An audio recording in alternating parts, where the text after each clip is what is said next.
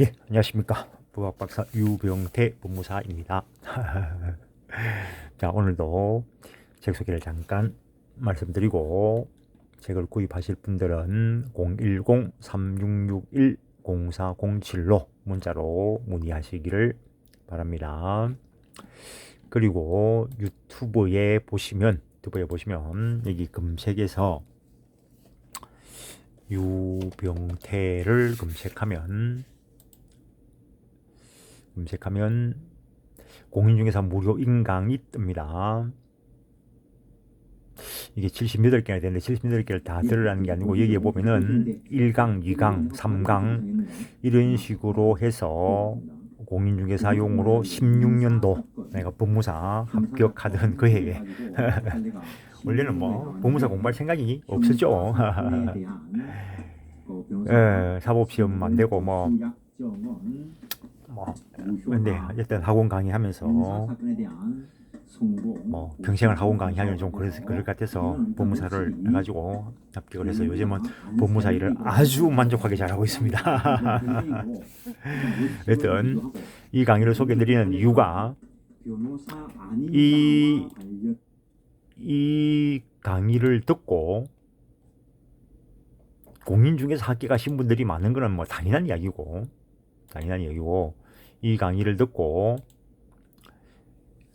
뭐 행정사 합격하신 분들도 많고 이 공인중개사 강의를 듣고 법무사를 합격한 사람도 있습니다. 법무사 하는 사람들이 뭐 참 사람들이 이상해. 꼭 공부 못하는 것들이 어려운 것만 찾아가. 그 학교 옛날에 고등학교 다닐 때 뭐 이렇게 보면은 꼭 DB 쪼고 이상한 거 뭐 많이 알고 있는 애들이 공부를 잘하는 게 아니죠. 뭐 정상적인 걸 기본적이고 정상적인 걸 정확하게 똑바로 알아야 되는데 그거는 어설프게 알면서 이상한 것들만 쫓아다니죠. 그 이상한 것만 쫓아다니면서 10년, 20년씩 신림동에 있는 사람들 많죠. 내가 그 법무사 강의를 하면서 원리대로 하니까 원리대로 하면은 민법이 참 쉬워 보입니다. 원리대로 안 하고 이상한 걸 가지고 막 하니까 참 에휴 참 물론 나도 뭐 솔직하게 많이 그랬지. 그러니까 뭐 사법시험 공부할 때 공부만 많이 했지. 공부만 많이 한다고 합격하는 거 아닙니다. 제대로 해야지 제대로. 어쨌든 어제는 도해를 펼쳐놓고 했는데 요걸 그냥 펼쳐놓고 하겠습니다. 일단 오해하지 마시라. 이거는 내가 강의를 하는 게 아니고 책 읽기를 하는 겁니다. 중간중간 강의도 들어가는데 강의하고 책 읽기는 다르죠. 중간중간 들어보면 잔소리가 길었습니다. 8페이지 보겠습니다. 25년 정민 물권법 신탁법 8페이지 보겠습니다. 물권의 객체는 대체로 물건일 것인데 채권의 객체는 특정인의 행위, 그 특정인의 행위를 급부라할 것이고 물건의 객체는 대체로 물건이지만 물건에 한정되지 않는다는 거. 예외적으로 민법은 채권 기타의 권리도 물건의 객체로 삼는 것이 있다라는 거. 채권, 질권 이런 거 생각하시면 되고 재산권의 준점유, 그다음에 저당권이나 채권 등의 재산권을 목적으로 하는 권리, 질권, 지상권과 전세권을 목적으로 하는 저당권, 그리고 발명, 저작 등에 의한 정신적 창조, 물건은 아니므로 물건의 객체는 되지 못하며 이들은 특허권, 저작권 등 지식재산권의 객체가 된다라는 거. 뭐 나중에 가서도 물권 법정주의와 관련돼서 이야기할 자리가 있는데 물권 법정주의, 물권의 종류와 내용은 법률 또는 관습법에 의하지 아니하고는 임의로 창설하지 못한다. 이래 정해놓고 사람들이 물권에 뭐가 있나 뭐 줄줄줄 외우고 뭐 난리치는데 그 옛날에 학원 수업할 때 어느 분이 갑자기 물권의 종류는 이야기하는데 왜 채권의 종류를 이야기하지 않냐고. 채권의 종류는 너무 많아서 이야기를 못하는 거죠. 강행규중 위반하지 않는 당사자 간의 임의적 약정에 의해서 발생할 수 있는 것이 채권이기 때문에 예를 들어가지고 선량 풍속 기타 사회질서에 위반하지 않는다면 오른쪽으로 고개 돌리지 마라. 뭐 위반하면 얼마 받겠다. 뭐 약정할 수도 있죠. 오른쪽으로 10도 이상 돌리지 마라, 5도 이상 돌리지 마라. 그것들이 다 약정에 의해서 발생할 수 있다면 채권적인 게 되는 거죠. 마인드 잡으시라는 겁니다. 채권의 종류를 말해달라. 지금부터 이야기해가지고 죽을 때까지 말해도 다 말 못해. 특정 독립의 물건, 물건에 의해 물건의 객체는 원칙적으로 유체물 및 전기 기타 관리할 수 있는 자연력을 말한다. 민법 총칙에 있는 조문입니다. 권리의 객체는 권리의 종류에 따라 다르지만 물건과는 직접 관련이 있으므로 여기서 서술하지만 채권, 형성권 등의 기타 재산권과도 간접적 관련이 있으므로 우리 민법은 민법 총칙편에서 물건에 관한 규정을 두고 있다는 거. 물건의 요건, 유체물이거나 무체물일 것, 법 조문에 해놨죠. 유체물 및 전기 기타 관리할 수 있는 자연력, 전기 기타 관리할 수 있는 자연력, 그게 무체물이겠죠. 민법에서 물건이라 하면 유체물 및 전기 기타 관리할 수 있는 자연력을 말한다. 즉 물건은 형체가 있는 유체물이거나 형체가 없는 무체물이어야 된다. 사람은 물건 아니라는 거죠. 어쨌든 따라서 채권은 물건이 아니므로 원칙적으로 물건의 객체가 될 수 없으나 예외적으로 준점유나 권리질권의 객체가 될 수 있다는 것. 관리 가능할 것. 관리 가능성 여부는 사회 통념으로 정한다. 당연하겠죠.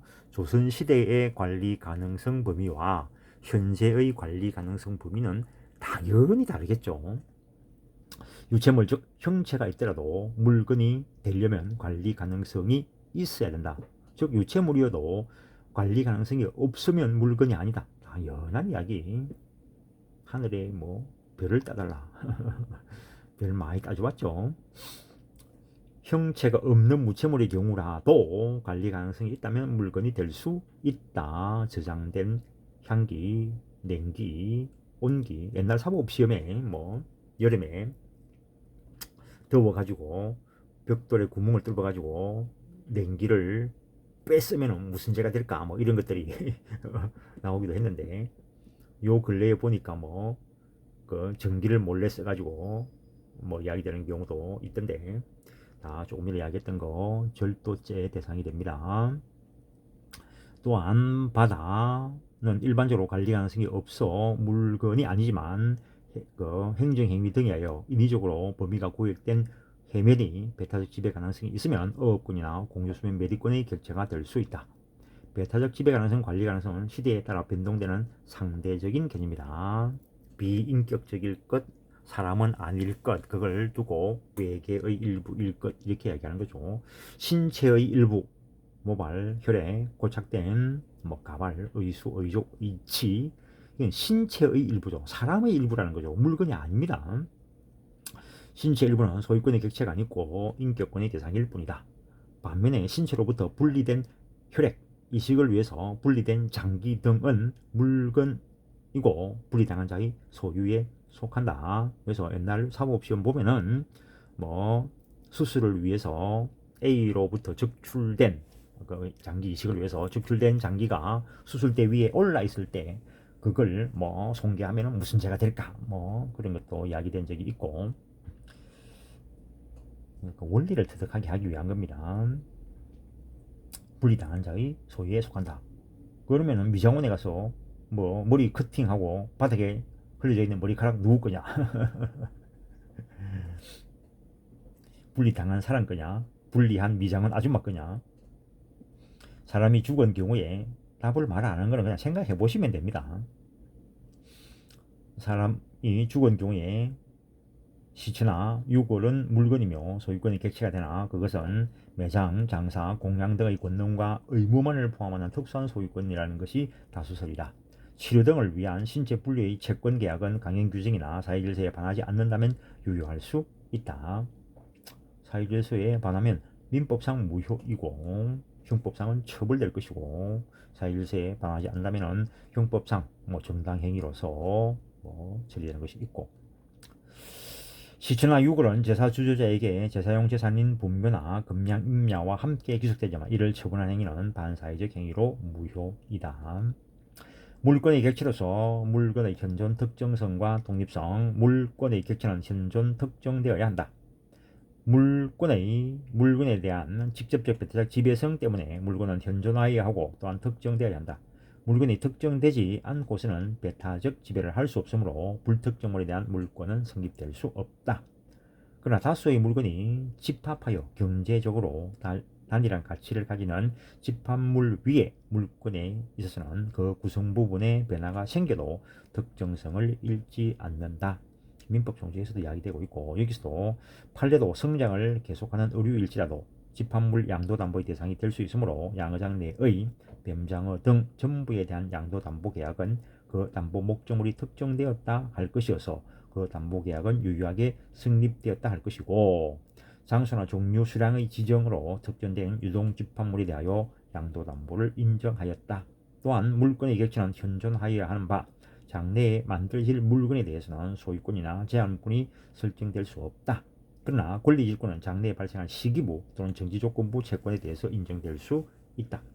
채권의 목적은 채무자의 행위이고 급부의 목적물은 물건이 될 수 있다.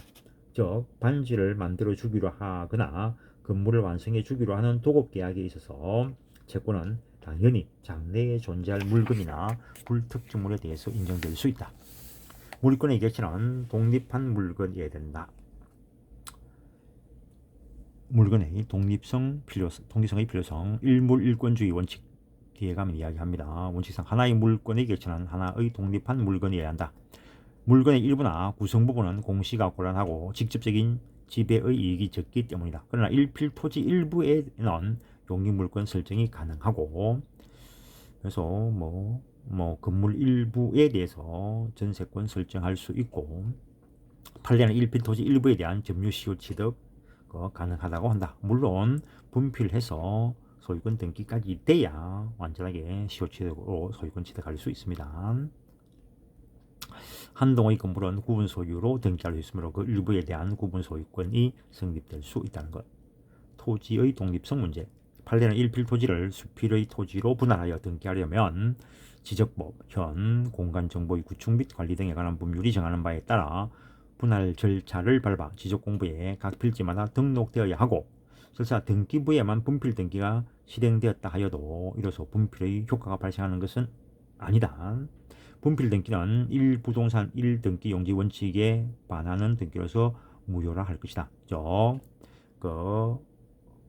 분할 절차를 거치지 않고 등기만 분필된 것은 무효다라는 거. 지적법상 분필 절차를 거치지 아니한 분필 등기의 효력을 부정한 바가 있다는 거. 건물의 독립성 문제. 건축 중인 건물이 언제 독립한 건물로 볼 수 있는지가 문제되는데, 판례는 적어도 기둥과 지붕 그리고 주벽만이라도 있어야 된다고 본다는 것. 기타 독립성 문제. 임야의 자연석을 조각하여 만들어진 석불은 독립성을 인정하여 독립한 소유권의 대상으로 인정한 바가 있다라는 거. 70년대 판례인데 지금 만약에 동일한 소송이 들어가면은 달라질 수도 있을 겁니다. 근데 그 이후에 또 유사한 사건이 없었으니까 아직까지 그 판례가 소개되고 있는 거죠. 지나가다가 보니까 남의 땅에 있는 자연석이 마음에 들어서 그 석불을 만들었을 때 그 땅 소유자에게 소유권이 있었느냐 아니면 석불의 독립성을 인정해서 독립된 그 소유권을 인정할 것인가 문제가 됐다는 거죠. 그 당시에는 조각한 자의 독립한 소유권을 인정한 바가 있다라는 거. 임차인의 정당한 권한에 의해서 증축한 부분이 기존 건물의 구성 부분이 되면 독립한 소유권이 성립될 수 없다. 임차인이 그럼 기와장 한 장 갈아 끼웠다. 그 기와장은 건물 소유권에 붙어버리는 거죠. 이때 임대인의 동의를 얻어 증축한 부분이 구조상 이용상 독립성이 있다면은 그 독립성 있는 부분은 임차인 소유가 되어서 구분 소유의 대상이 될 수 있다라는 것. 그다음에 물건을 여러 가지로 분류해 볼 때 부동산과 동산, 부동산이 한 토지와 그 정착물을 말하는 것이고 부동산이 아닌 것을 동산이라 한다. 구별실이 과거에는 경제적 가치에 중점을 두어서 분류를 했는데 현대는 공시방법에 차이가 있다라는 것. 표를 가지고 간간히 이 책에서 정리한 것들이 있는데 그 표를 외우라는 게 아닙니다. 공부하고 자기가 공부를 제대로 했나를 확인하는 자리라는 것. 그 정도하고 넘어갑니다. 부동산, 토지와 그 정착물을 부동산이라 한다. 토지, 청량수로 조사 및 지적에 관한 법률, 형 공간정보의 구축 및 관리 등에 관한 법률상 구획된 범위 내에서 정당한 이익이 있는 상하 입체물을 토지라고 한다. 그래서 토지하고 흙은 다른 말이죠. 토지 안에는 흙만 있는 게 아니고 돌멩이도 있고 물도 흐르고 있겠죠. 뭐 흙은 토지의 구성 부분일 뿐인 거죠. 물권 변동에 관하여 성립 요건을 취하고 있는 현행법 하에서는 분필 절차를 밟기 전에 토지 일부를 양도하거나 시효취득하지 못한다. 그러나 일필 토지 특정된 일부에 대하여 소유권인 등기 절차 이행을 명하는 판결을 받은 등기 권리자는 그 판결에 따라 토지 분할을 명하는 주문 기재가 없더라도 그 판결에 기하여 등기 의무자를 대위하여 그 특정된 일부에 대한 분필 등기 절차를 마친 후 소유권인 등기를 할 수 있으므로 토지 분할을 명함이 없이 일필 토지 일부에 관하여 소유권인 등기 절차 이행을 명하는 판결을 집행불능의 판결이라고 할 수 없고, 용익물권은 예외적으로 분필 절차를 밟지 않아도 일필 토지 일부 위에 성립할 수 있다라는 거. 용익물권, 지상권, 지역권, 전세권, 특히 지역권의 경우에는 대체로 일부에 설정될 것이고, 설정한다면 판례는 토석의 경우에 토지의 기본적 구성 요소로서 토석 그 자체의 굴치, 채취를 목적하는 경우를 제외하고는 토지와 분리하여 별도로 권리 또는 거래의 객체로 되지 못한다고 하였다는 것. 그러나 지중의 일정한 미채굴의 강물은 국가의 채굴 취득권이 유보되어 있기 때문에 법률상 토지 구성 부분이 되지 않고 토지 소유권의 내용도 되지 않는다라는 것. 토지의 정착물, 토지에 고정주로 부착되어 용이하게 이동할 수 없는 물건으로서 그러한 상태로 사용되는 것이 그 물건의 거래상 성질로 인정되는 것을 말한다는 것. 토지와 일체를 이루는 정착물, 교량, 돌담, 도로, 포장 등은 토지 일부에 지나지 않는 것이므로 즉 토지의 구성 부분이라는 거죠. 토지와 분리하여 독립된 권리의 객체가 될 수 없다. 이들을 토지의 종속 정착물이라고 표현한다는 것.